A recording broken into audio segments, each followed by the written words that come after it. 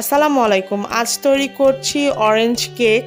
এই অরেঞ্জ কেকটি যে একবার খাবে তার বারবার তৈরি করে খেতে মন চাইবে ইনশাল্লাহ। অরেঞ্জ কেক তৈরি করার জন্য প্রথমে আমি এখানে নিয়েছি একটি অরেঞ্জ। আজকের অরেঞ্জ কেক তৈরিতে আমি কোনো প্রকার ভ্যানিলা এসেন্স ইউজ করব না। একটি সম্পূর্ণ অরেঞ্জই লেগে যাবে আজকের এই অরেঞ্জ কেক তৈরিতে। এইখানে আমি একটি সম্পূর্ণ অরেঞ্জ জেস্ট নিয়েছি। ভেজিটেবল গ্রেটারের সাহায্যে আমি অরেঞ্জেসগুলোকে গ্রেট করে নিয়েছি। এখন আমি এখানে দেখিয়ে দিচ্ছি ভেজিটেবল গ্রেটারের যে চিকন সাইডটা আছে সেই চিকন সাইডটা দিয়ে কিন্তু অরেঞ্জেসগুলো গ্রেট করে নিতে হবে। এবং আপনাদেরকে আরেকটু সুবিধার্থে দেখিয়ে দিই যে আমি কিভাবে গ্রেট করে নিয়েছি। খুব বেশি যদি আপনার অরেঞ্জেসগুলো গ্রেট করতে যান সেক্ষেত্রে কিন্তু তিতা ভাব চলে আসবে, তখন কেকটা খেতে আর ভালো লাগবে না। এ পর্যায়ে এখানে আপনারা দেখতে পাচ্ছেন একটি সম্পূর্ণ অরেঞ্জ জুস। এই যে অরেঞ্জটা আমি নিয়েছিলাম সেটা সম্পূর্ণ জুস এখানে রয়েছে। এখন আমি একটি বোল নিয়েছি এবং বোলে আমি ডিমের সাদা অংশগুলো নিয়ে নিচ্ছি এবং ডিমের কুসুমগুলোকে আমি আলাদা একটি পাত্রে রেখে দিব। আজকের অরেঞ্জ কেক রেসিপিটি যদি আপনাদের কাছে ভালো লেগে থাকে তাহলে অবশ্যই একটি লাইক দিবেন, কমেন্ট করবেন এবং শেয়ার করবেন আপনার ফ্যামিলি অ্যান্ড ফ্রেন্ডসদের সাথে। কথা বলতে বলতে ভুলেই গিয়েছি কয়টা ডিম দিয়েছি সেটা তো বলাই হয়নি। আজকের আমি অরেঞ্জ কেকটি তৈরি করছি 4টি ডিমের। প্রথমে ইলেকট্রিক বিটারের হাই স্পিডে বিট করে নিতে হবে। যখন বাবল ক্রিয়েট হয়ে যাবে এ পর্যায়ে অল্প অল্প করে চিনি মিক্স করতে হবে, একবারে কিন্তু আবার দিয়ে দিবেন না, তাহলে কিন্তু মিক্স করতে অনেক প্রবলেম ফেস করতে হবে। 4টি ডিমের জন্য কিন্তু 1 কাপ পরিমাণে চিনি যথেষ্ট। আমি প্রথমেই কিন্তু হাফ কাপ দিয়ে ভালোভাবে বিট করে নিয়েছি। যখন হাফ কাপ চিনি গলে গিয়েছে তখন আবার কিন্তু অল্প অল্প করে দিয়ে সম্পূর্ণ চিনিটুকুকে বিট করে নিয়েছি। এ পর্যায়ে যখন চিনিগুলো গলে গিয়েছে এখন আমি অ্যাড করে দিচ্ছি ডিমের 4টি কুসুম দিয়ে ভালোভাবে আবারও ইলেকট্রিক বিটারের সাহায্যে মিক্স করে নিব। যারা এখনও আমার চ্যানেলটিতে সাবস্ক্রাইব করেনি তারা অবশ্যই আমার চ্যানেলটিতে সাবস্ক্রাইব করে পাশে থাকার বেল বাটনের অল অপশনে ক্লিক করে দিবেন। এতে করে আমি পরবর্তীতে যখন কোনো ভিডিও আপলোড দিব সেই ভিডিওর নোটিফিকেশন আপনাদের কাছে পৌঁছে যাবে। এ পর্যায়ে আমি এখন অ্যাড করে দিচ্ছি 2 টেবিল স্পুন সয়াবিন তেল। সয়াবিন তেল অ্যাড করার পরে খুব ভালোভাবে ইলেকট্রিক বিটার দিয়ে বিট করে নিতে হবে। এ পর্যায়ে ওয়েট ইনগ্রিডিয়েন্টসগুলো সব মিক্সড করা হয়ে গিয়েছে। এখন ড্রাই ইনগ্রিডিয়েন্টসগুলো আমি মিক্সড করে নিব। প্রথমে নিয়ে নিচ্ছি 1 কাপ ময়দা, এরপরে অ্যাড করে দিচ্ছি 1 টিস্পুন বেকিং পাউডার।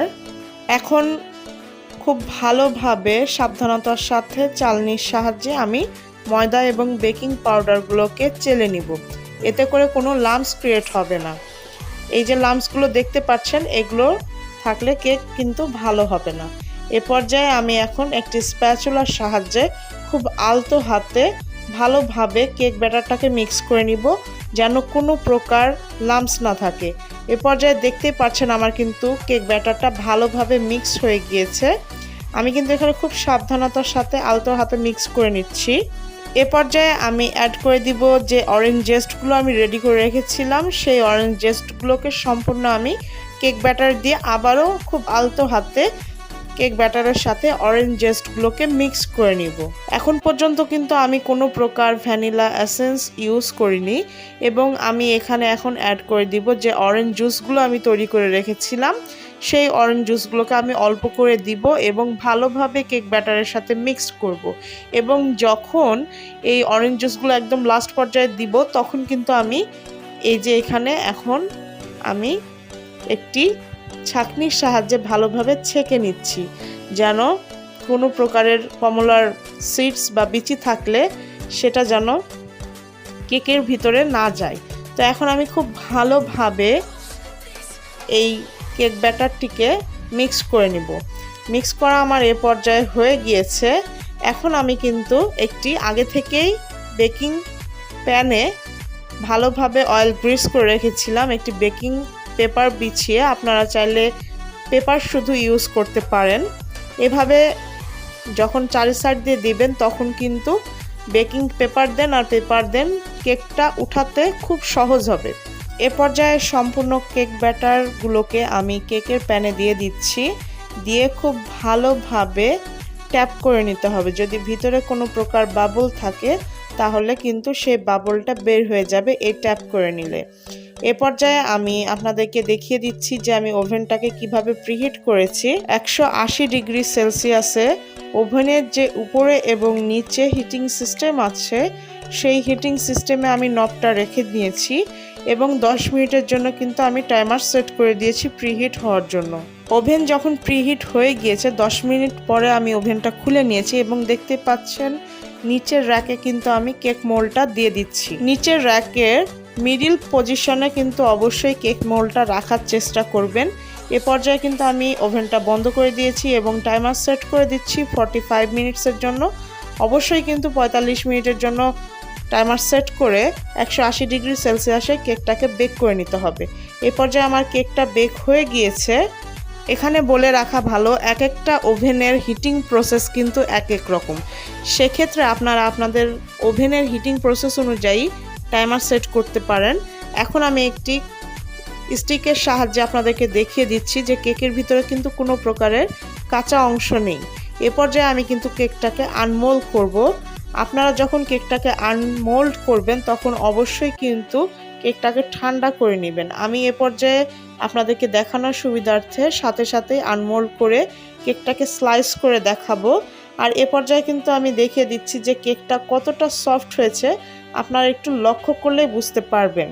কেক মোল্ডের নিচে এবং চারি সাইড দিয়ে বেকিং পেপার দেওয়ার কারণে কিন্তু আমি সাথে সাথে কেকটা কোনো প্রকার ব্রেক ছাড়া আনমোল্ড করতে পেরেছি। যদি আমি নিচে কোনো প্রকার বেকিং পেপার বা কোনো প্রকারের পেপার না ইউজ করতাম, সাইডে যদি কোনো প্রকার পেপার না ইউজ করতাম, তাহলে কিন্তু আমি সাথে সাথে কেকটাকে আনমোল্ড করতে পারতাম না।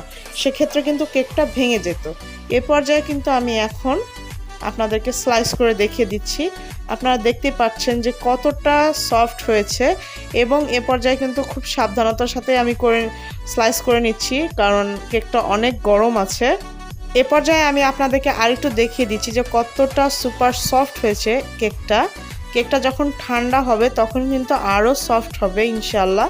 এবং আপনারা যদি সেম প্রসেস ফলো করে কেকটা তৈরি করেন তো আমার বিশ্বাস আপনারা কিন্তু সেম রেজাল্ট পাবেন ইনশাল্লাহ। এ পর্যায়ে বলে রাখি, আমি কিন্তু আজকে কোনো ভ্যানিলা এসেন্স ইউজ করিনি। ভ্যানিলা এসেন্স ইউজ না করেও কিভাবে খুবই সুস্বাদু একটি কেক তৈরি করা যায়, এই অরেঞ্জ কেকটি আপনারা তৈরি করে না খেলে বুঝবেন না।